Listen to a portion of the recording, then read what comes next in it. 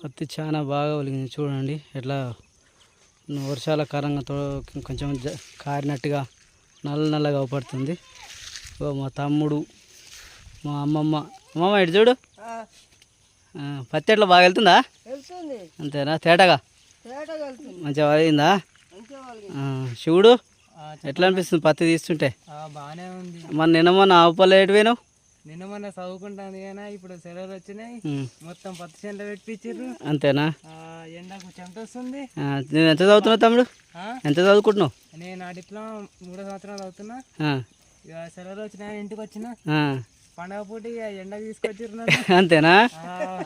మరి ఎట్లా మరి కష్టం చేయాలనిపిస్తుందా? వద్దు ఈ కష్టం నేను పడలేను అనుకుంటున్నావా? చేయాలి, కష్టం మన కోసమే కానీ. అంతేనా? ఏదో ఇంత సహాయపడతారని ఇంట్లో అమ్మ నాయనకు సహాయపడతా ఉంటావు.